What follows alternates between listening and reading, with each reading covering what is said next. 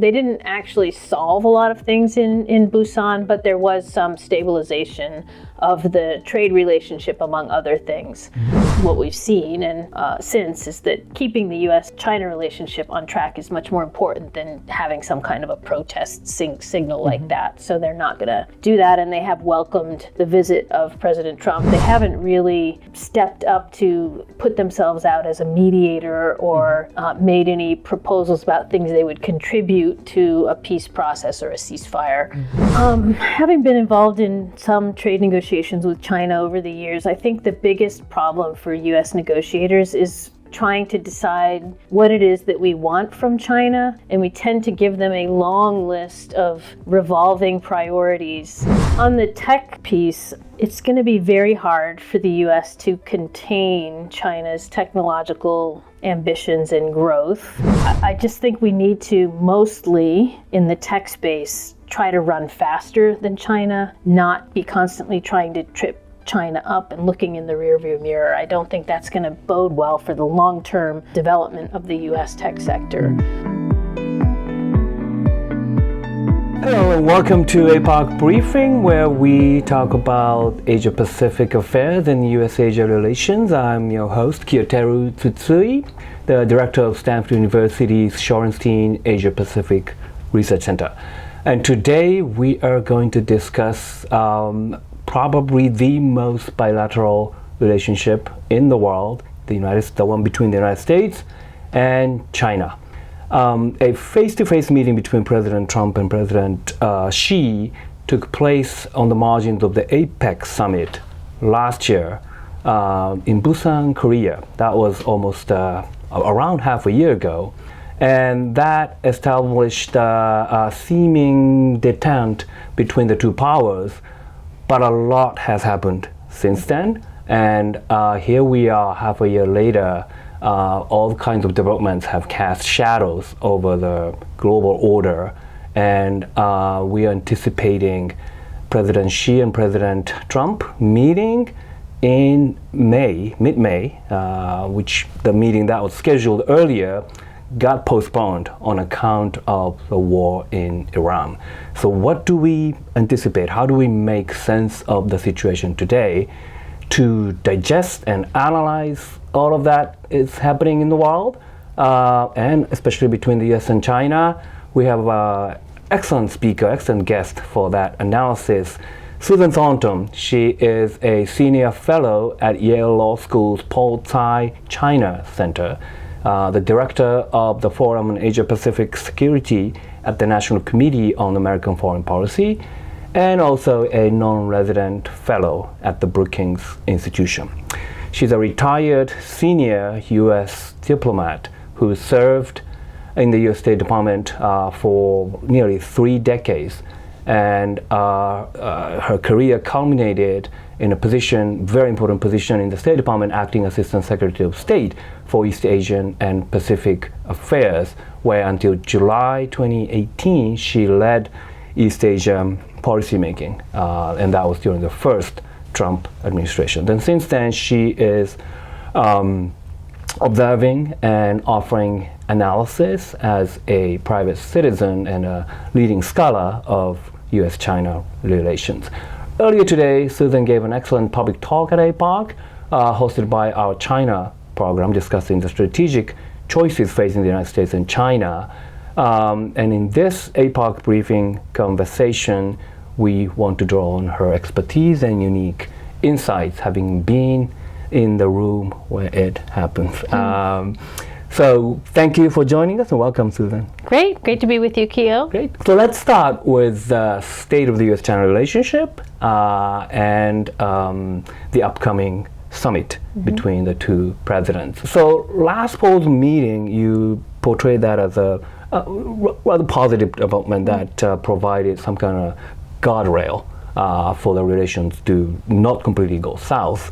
So 6 months later, things have changed in many ways outside of the U.S.-China relations. What's your assessment of, in light of what happened, especially in Iran, what's your assessment of the relationship today, and what do you anticipate in the upcoming summit in mid-May. Yeah, I mean, it's interesting that at the Busan summit, the two leaders did try to set out this schedule of upcoming interactions that they would have. And I think most people who watch U.S. China relations were quite encouraged by that, because it has been the case traditionally in U.S. China relations, and probably even more so now, that leader-to-leader level communication does kind of stabilize and bring down tension and resolve some issues in the relationship usually. And so the fact that the two leaders had set up this schedule of meetings this year, and there are supposed to be, I think, up to 4 meetings this year, was encouraging. They didn't actually solve a lot of things in Busan, but there was some stabilization of the trade relationship, among other things. Now the first meeting that was set has been postponed till now, upcoming in the middle of May. It's probably not the case that they'll manage to make 4 meetings this year, but maybe 3. There's some question about, with everything that's going on in Iran and the sort of on again, off again ceasefire, whether Trump will manage to make this trip to Beijing in mid-May. But it seems that he's very dedicated to doing this, that he has announced that his son's going to be traveling with him recently, et cetera. So it seems it's still on at the moment. I don't think many people think that there will be big outcomes from that meeting, but at least that it happens is significant. So there's a betting market on whether this May meeting will happen or not. I think a lot of money is on it's going to happen.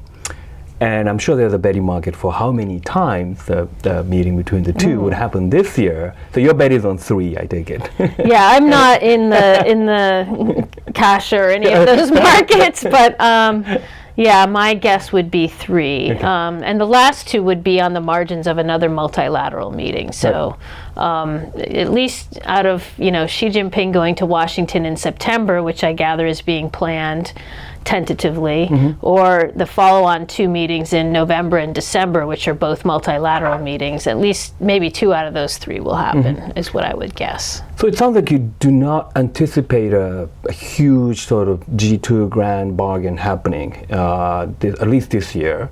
And could you comment, a lot of people in Asia, the U.S. allies, a little bit worried that something like that might happen, and Taiwan might be the casualty. So, but can you share your assessment? Sure. Yeah. I mean, I can understand why people might be worried about that.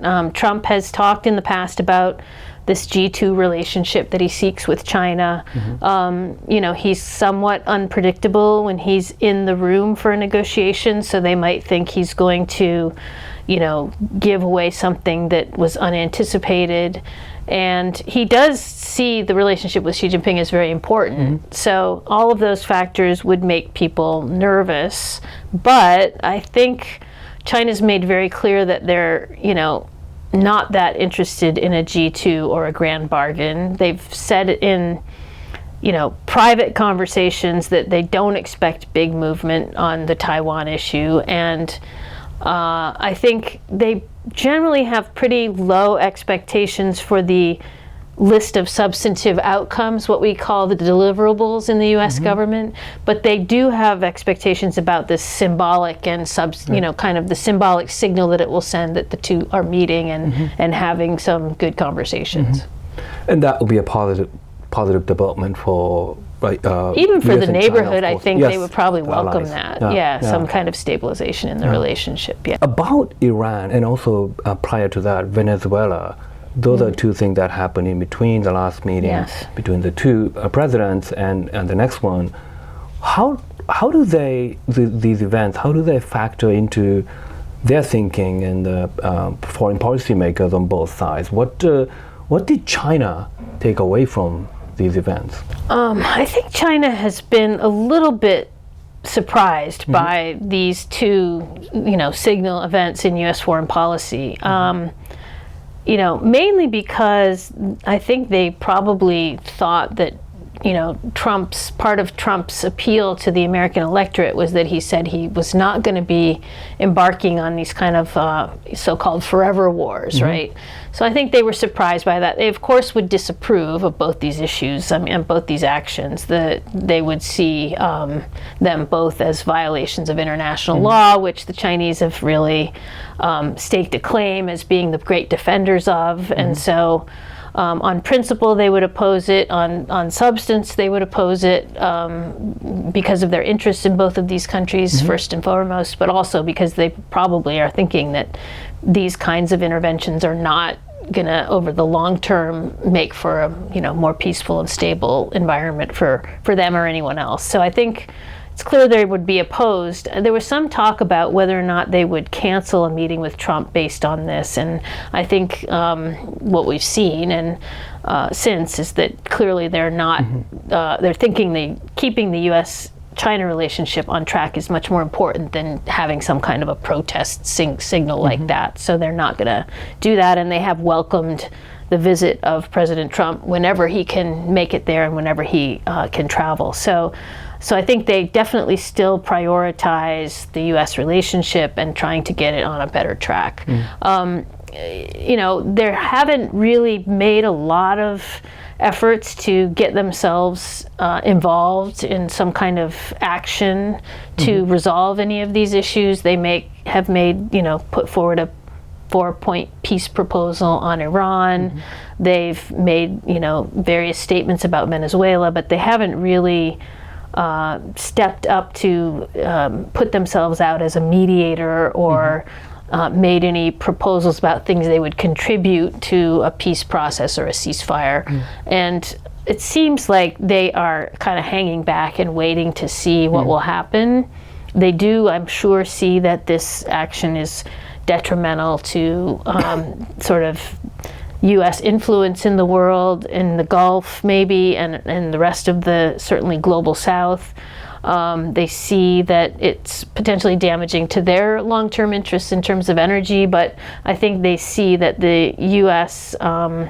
Being bogged down in the Middle East is maybe in a way, it's a distraction for the U.S. away from focusing all its negative energy on China, and they may welcome that. I see. So, from what you said, China's looking at Iran, for instance, and seeing that U.S. is basically scoring its own goals there and damaging itself.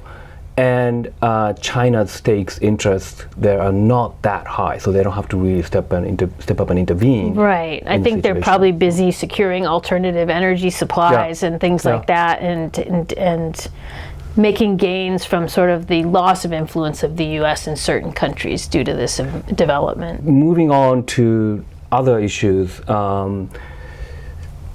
The economic relationships, trade and technology, export controls, all those issues have been prominent, kind of overshadowed right now by other events. Yes. But you've talked a lot about how the United States should make a distinction between the trade war and the technology competition. How do you see, what would be your suggestion in terms of foreign policy in this domain? What should the United States be focusing on in securing advantageous trade terms, but also at the same time making sure technological developments and collaborations with China will continue on? Having been involved in some trade negotiations with China over the years, I think the biggest problem for U.S. negotiators is focusing in on 2 or 3 enduring and major asks of the Chinese in the trade and economic sort of market opening space. We've really had a hard time trying to decide what it is that we want from China, and we tend to give them a long list of revolving priorities, which, if you're on the other side of that negotiating table, it's very easy to just fob them off and not actually commit to anything over years of negotiations.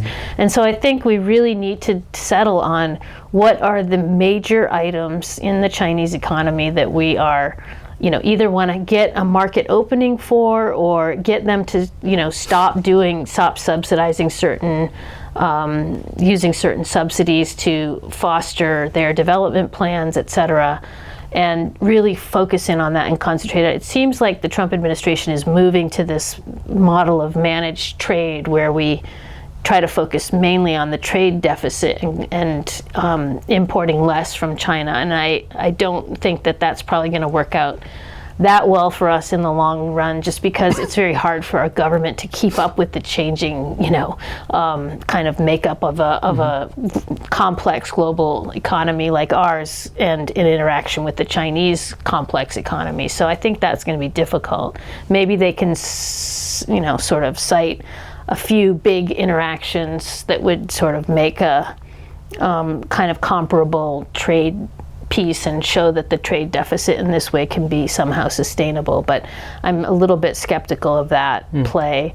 On the tech piece, I just think that it's going to be very hard for the U.S. to contain China's technological ambitions and growth.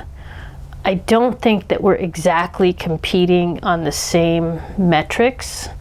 I question how it is that we're going to be able to keep China from getting technologies that are dual use but might be useful in some military application, when these things are basically economy-wide products. And so I think it's just, we look at the tools we have to do this, export control, sanctions, et cetera. They haven't really been very effective, mainly because in a lot of cases they're unilateral from the U.S., not global, not UN centered. So they're incomplete. And I just think we need to mostly, in the tech space, try to run faster than China, not be constantly trying to trip China up and looking in the rearview mirror. I don't think that's going to bode well for the long-term sort of development of the U.S. tech sector. There are certain things obviously we can do. I mean, curtailing the export of certain very high-end, exquisite chips that we don't want the Chinese to get. We ought to be able to do a good job with all of our allies to stop that very narrow set of things from moving to China. So I'm not opposed to export controls, but they need to be done in a much more effective way and in a very small, narrow set of cases. I see. And this is an area in which China and the United States can have a very productive collaboration. You've made the case for climate change technology, sustainability kind of technologies in which China has, in some areas, even has the edge. And AI governance, I think these two countries getting together, aligning their policies, that would do a lot for not those two countries and scientists in there, but and entrepreneurs in there, but also around the world. So do you have any suggestions as to how to make that happen? Well, I think the biggest problem lies in the area of sort of cyber-connected products, right? And the biggest thing that you hear people in government raising fears about is how will China use the potential access to various products that it produces for the U.S. market in the event of some disaster or crisis or conflict between the U.S. and China, to kind of hobble the U.S. Either civilian infrastructure or even individual customers' kind of products, in the case of like connected EVs. This seems to me to be a problem that can't really be addressed by kind of walling off each other's economies from one another. We really need to get to a better place in the relationship where we can have more confidence in and maybe talk about in a sort of arms control way how, what kinds of commitments we're willing to make to try to wall off certain things from happening in terms of the connectivity between our two economies. But it just seems to me it's not really going to be practical to say that we're not going to have Chinese EVs be available in the U.S. market. I mean, I personally believe they're coming here. There are people producing, Chinese products here already. It's already happening. And to think that we're going to sort of, try to prevent Chinese refrigerators or connected IoT type products from entering the U.S. market from China is just not. I just think it's not reality. Now, Taiwan and geopolitics in the region. So you've identified Taiwan as the single most important issue that could trigger actual kinetic warfare between Washington, Beijing, U.S. and China. What is your assessment today of the situation in Taiwan? Do things look better if preventing kinetic warfare is the ultimate goal? What's your evaluation? Yeah. So a lot of things have been happening, obviously. I think right now the Chinese are watching very carefully the domestic political situation in Taiwan. They are making a calculation about how the leadership in Taiwan is viewing U.S. reliability and backing. And I think the Chinese have determined, based on both of those things they've been watching, that they can afford to wait a bit longer, see what happens. They have been pursuing this policy of, integration, trying to get more economic activity going after a kind of a drop in connectivity between Taiwan and the mainland. They seem to be willing to put more effort into that, even though it's not always reciprocated and the feeling is not always positive from the Taiwan side.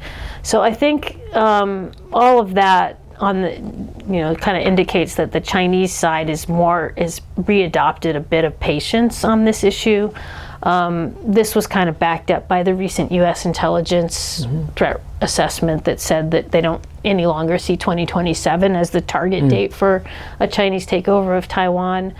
But, in the longer term, a question is about U.S. deterrence in the region, what kind of hand sort of the Taiwan side has to play in dealing with China.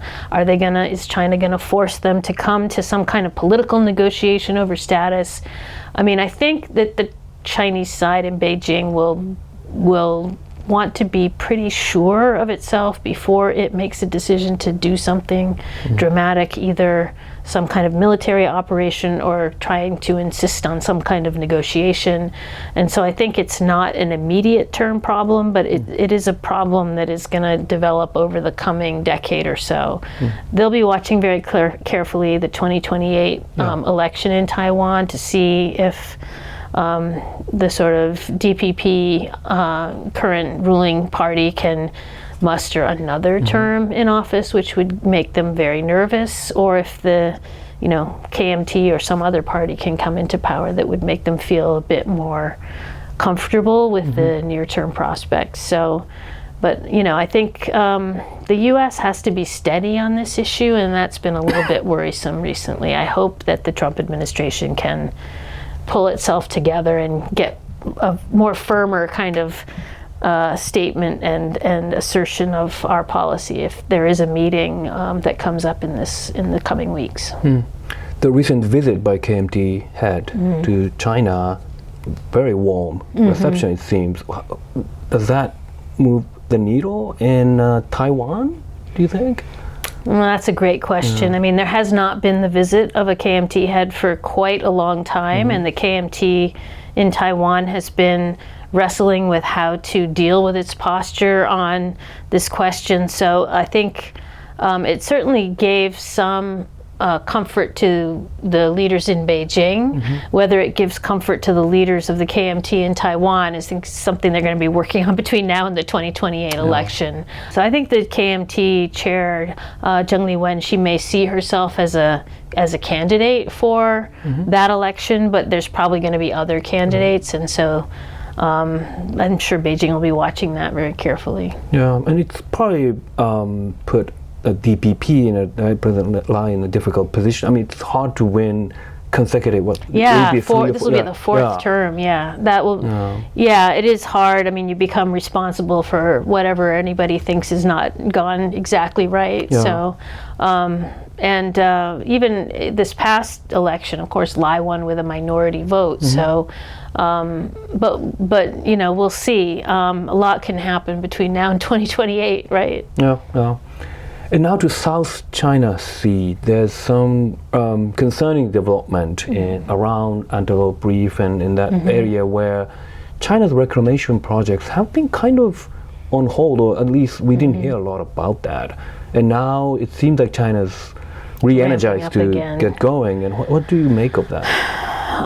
That is a very good question. I know that, they've been really putting a lot of pressure on the Philippines. It seemed like actually recently there'd been a little bit less attention on this, possibly because the U.S. was not as focused on that part of the world. So I think that's certainly something that they could be trying to take advantage of in this respect. But I think right now, they're just sort of moving on areas where they don't think they can get a lot of a major reaction. So I think it's interesting that it does seem to be proving to be the case that people just haven't been paying a lot of attention to some of these issues that had previously been really high profile, and that's partly because of the attention that's been absorbed by events elsewhere in the world. So one final question about geopolitics, zooming out to look at the global order. We have a president here who is proud of being sort of bull in a china shop, like an approach to breaking the status quo, liberal international order. But the dust will at some point settle, and I don't know if it's 2030 or 35 or 40, whatever. But when that happens, it's kind of difficult, but with China continuing to grow and other major powers might be rising, whether it's India or Indonesia or Brazil or whatever. What do you anticipate in sort of new global order in 2030 or 35?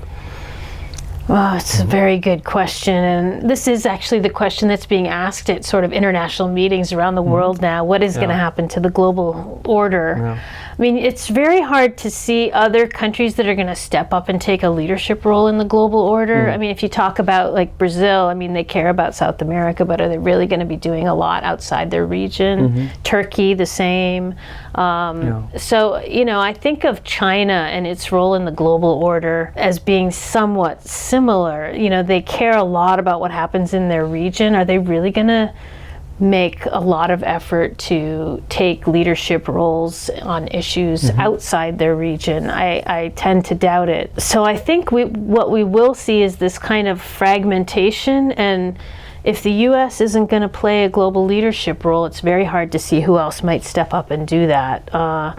People talk about Europe. Mark Carney was talking about Canada, but I don't think any of those countries are going to be it's not going to be very easy for them to step up and take a leadership role. And, it would be smart for the U.S. to try to assert its continued leadership in many of these areas with the help of others that want to support certain issues. But I don't really see us stepping out on the sort of stage of wanting to continue the global leadership that we've seen in the past. I hope that this will evolve and change, and I hope that others will come forward who have certain goals and want to devote resources. That's the big question. Who's going to be paying for global public goods if it's not the U.S.? And we seem to definitely be trying to step back from some of that responsibility. So I don't see China stepping up to do it, but maybe if we, got ourselves and others together to insist that they do, that could make a difference in some areas. I think they have contributed a bit more money to the World Health Organization, for example, and there may be some other things that they care about that they would be willing to take on. Probably none in the security area, though.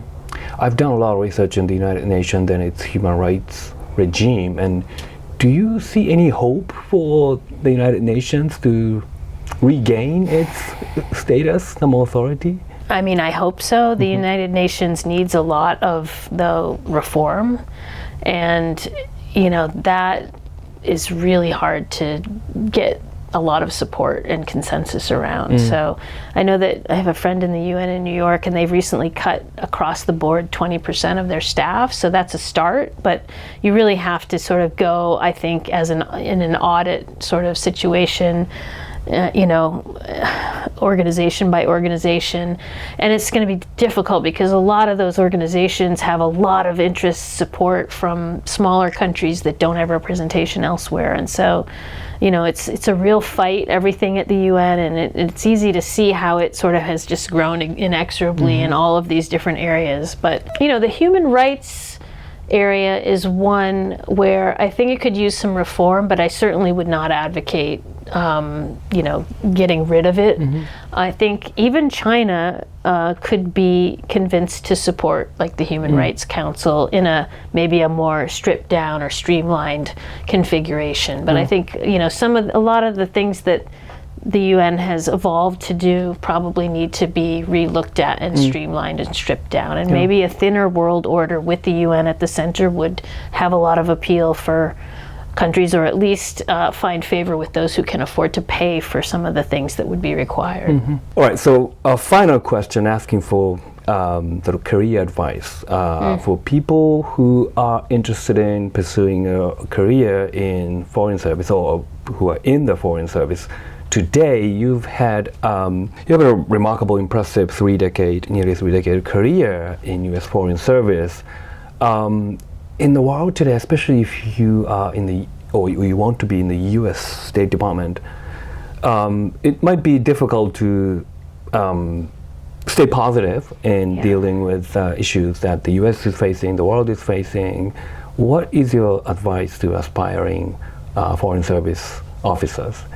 Yeah, I do talk to an awful lot of student groups, and I try to encourage all of them to get involved somehow in foreign policy, if that's what they're interested in, and to take the Foreign Service exam, which is being offered again in May for the first time in a while. And I think they should take the exam and think about a career in the Foreign Service or in the State Department or in whatever government they hail from, and in various agencies in the U.S. government, to try to have an impact. I think the State Department and probably other foreign policy agencies in the U.S. government also need reform, and I don't at all deny the need for reform. But I think the fact is that all other countries have a foreign ministry, and so we are going to need to have a ministry and embassies around the world to act as counterparts for those people. Even if somebody thinks that's not necessary, it's going to be demanded by others. So I think we will have a future.